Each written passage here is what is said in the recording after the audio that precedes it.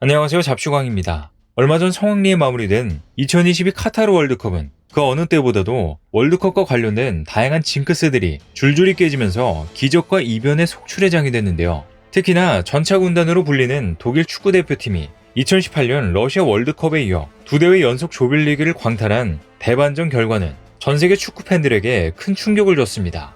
일본전 충격패, 스페인전 무승부를 기록하며 승리가 없었던 독일은 마침내 코스타리카와 맞붙는 경기에서 1승을 거뒀지만 안타깝게도 16강 진출에 실패하고 말았는데요. 분명 독일의 16강 진출 탈락은 과거의 명성을 생각했을 때 다소 충격적이지만 이 정도면 방심과 실수가 아니라 이제는 독일의 실력이라고 봐도 무방할 것 같다는 의견도 나오는데요.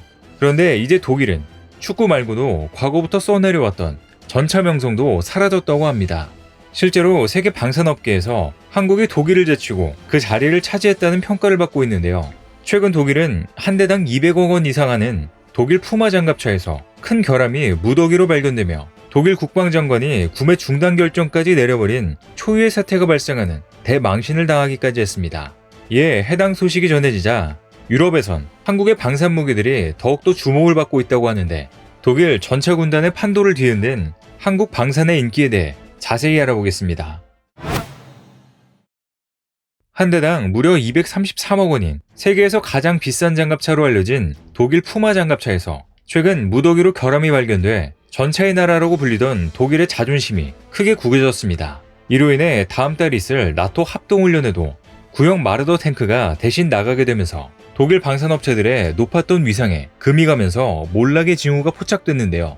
파이낸셜 타임즈는 최근 독일군 화력시험장에서 나토의 고강도 전투준비태세 합동 기동부대에 배속된 푸마 18대에서 많은 결함이 드러났다고 보도했습니다. 크리스틴 람브레이트 독일 국방장관도 이번 푸마의 결함은 뼈아픈 타격이라며 문제가 해결될 때까지 연방군에 푸마 추가 구매를 중단하도록 조치했다고 밝혔습니다. 푸마 탱크는 독일 방산업체인 크라우스 마페이 베그만과 라인메탈의 합작회사인 PSM이 개발한 최신의 탱크로 지난 2009년 노후화된 기존 마르더 탱크를 교체하기 위해 도입됐습니다. 현재 약 350대가 배치돼 독일군 전차 전력의 주력 기종으로 알려져 있으며 이 중 42대는 나토군과 합동훈련을 위해 배정되어 있는 상태입니다. 그런데 이번에 푸마에서 일제히 결함이 발견되면서 나토 훈련 참가를 앞두고 있던 독일의 최신의 전차가 모두 고장으로 훈련 참가가 어려워졌는데요. 독일은 일단 기존 노후대 전차를 훈련에 참가시켜 전력을 보강하겠다고 했지만 우크라이나 전쟁으로 안보 위협이 높아진 만큼 유럽 내 최대 군사 강국인 독일의 기강 해이에 대한 질타가 안팎으로 거세지고 있습니다. 더구나 푸마 결함 문제는 독일의 군 현대화 계획에도 타격이 될 것으로 보이는데요. 앞서 6월 독일 슐츠 총리가 러시아에 대한 군사적 대비를 위해 군에 134조 원을 투자하겠다고 밝힌 가운데 푸마 장갑차의 정상화 전망이 안 보인다면 앞으로 신규 구매는 없을 것이기 때문입니다. 그런데 결과에 어쨌든 독일은 이번 푸마 장갑차 결함으로 전차 강국이라는 명성이 퇴색해가고 있음을 단적으로 보여주면서 이제 전차 강국은 한국으로 확실해졌음을 전 세계에 드러냈습니다. 실제로 최근 폴란드에 이어 루마니아 국방부 장관도 한국 방산업체들을 찾으면서 대세가 한국으로 기울어졌음을 확인시켜줬는데요. 방산업계에 따르면 지난 20일 방한한 안젤 틀버르 루마니아 국방장관은 경남 창원시의 현대로템과 한화 에어로스페이스 사업장을 방문해 K2 전차, K9 자주포, 레드백 등 국산 전체 기술력을 확인한 것으로 전해졌습니다. 폴란드와 함께 나토 최전선 국가인 루마니아는 얼마 전 T-72 전차 60여 대를 우크라이나에 공유해 전력 보강이 필요한 상태로 여기에 더해 노후화된 전차와 장갑차, 특히 보병 전투 장갑차를 교체할 계획인 것으로 알려졌습니다. 사실 루마니아는 폴란드가 한국산 무기를 도입한 것에 크게 주목해왔었는데 이번에 독일 푸마에서 결함이 발견되자 한국산 전차에 대한 관심이 이제는 확신으로 뒤바뀐 것으로 보이는데요. 뿐만 아니라 한국산 전차는 나토와 호환 가능한 무기체계로 독일산 무기와 성능은 비슷하지만 가격은 훨씬 저렴하고 무엇보다 납기도 빠르다는 장점이 있어 한국 말고는 다른 차선책이 없을 것으로 보입니다. 특히 루마니아는 지난 9월에도 DX 코리아 2021을 찾아 직접 무기를 살펴보기도 했는데 당시 루마니아 국방부 장관은 군 관계자들과 함께 현대로템 부스를 찾아 K2 전차와 관련한 브리핑을 받고 극찬했었습니다. 또 최근엔 본격적으로 한국과 루마니아 정부가 한 루마니아 국방협력 증진 의향서에 서명하면서 국방 방산 분야 협력을 확대하기로 공식화했습니다. 이를 위해 방한한 니콜라이 이오넬 시우커 루마니아 총리는 우크라이나와 국경을 맞댄 루마니아의 안보 위기가 심화하고 있어 내년엔 국방 분야 예산을 대폭 증액할 것이라며 방위, 방산 분야 경험이 많은 한국과의 협력 확대를 기대한다고 의사를 전해왔습니다. 이번 회담에서도 K2 전차, K9 자주포 등 국산 무기체계 도입 관련 협의가 진행된 만큼 조만간 루마니아에서도 제2의 수출 잭팟이 터질 것으로 기대가 되는데요. 그것도 그럴 것이 앞서 루마니아 국방장관이 한국에 방문했을 때도 루마니아 군 현대화 사업에 한국이 적극 나서 도와주기를 희망한다고 요청했었습니다. 현재 루마니아 주력 전차들이 너무나도 심각히 노후화된 상태로 루마니아 군 당국은 전력 공백을 최소화하면서도 나토 표준화를 동시에 이루려는 계획을 갖고 있습니다.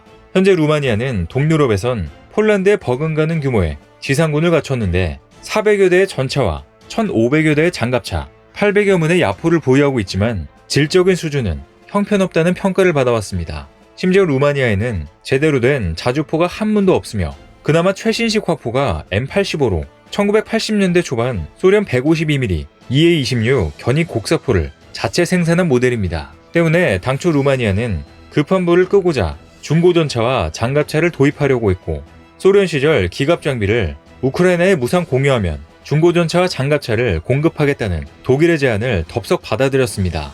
루마니아가 자국군 최강 전차인 T-72를 전량 우크라이나에 공유한 것도 이런 약속을 신뢰한 것이었지만 독일은 다른 동유럽 국가에 그랬던 것처럼 루마니아와도 약속을 지키지 않았습니다. 심지어 최근 최강 전차라고 불리던 독일군의 전차에 심각한 결함이 발견됐다는 소식을 듣곤 아예 등을 돌려버리는 등 폴란드와 마찬가지로 한국을 선택할 것으로 보이는데요.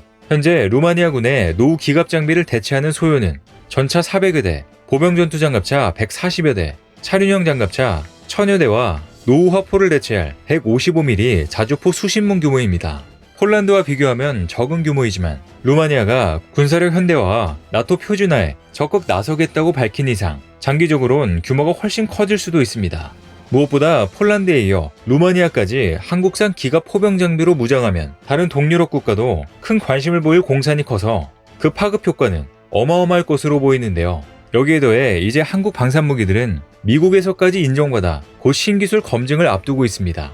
주요 외신에 따르면 미국 국방부 해외 비교시험 FCT 팀이 내년 2월 한국을 찾아 AI, 신재생 에너지 등 신기술이 접목된 장비부터 차세대 전투차량, 대공 미사일 방어체계까지 한국 방산 수입을 위해 사전 검증을 진행할 계획입니다. 미 국방부의 FCT는 동맹국의 우수장비, 기술을 시험평가해 방산무기를 보다 빠르고 경제적으로 조달하기 위해 운영하는 외국 제품 사전 검증 프로그램입니다. 앞서 한국은 재작년에 LIG 넥스원이 만든 유도로켓 B궁이 국내 개발 유도무기 중 처음으로 FCT를 통과했으며 최근에도 한화 에어로스페이스가 만든 다목적 무인 차량 아리온 스매시 FCT 대상 장비로 선정돼 기술력을 인정받았습니다. FCT 프로그램을 통과하면 미국 무기체계 조달 시장에 진출할 수 있을 뿐만 아니라 미 국방부로부터 우수성을 입증받았다는 점에서 세계 방산 시장에서도 강력한 수출 경쟁력을 확보할 수 있는데요. 올해 사상 최대 규모의 방산 수출 수주액을 기록한 우리나라는 세계 최대 국방비 지출국인 미국으로부터도 우수한 기술력을 인정받아 한국 방산 질주에 속도를 더할 수 있을 것 같습니다. 여기에 더해 루마니아의 한국산 무기 구매 검토가 실제 계약과 납품으로 이어져 나토 최전선을 지키는 무기가 모두 메이드 인 코리아로 통일되길 기대해보겠습니다. 오늘 준비한 소식은 여기까지입니다. 댓글을 통한 여러분들의 많은 의견 기다리겠습니다. 시청해주셔서 감사합니다.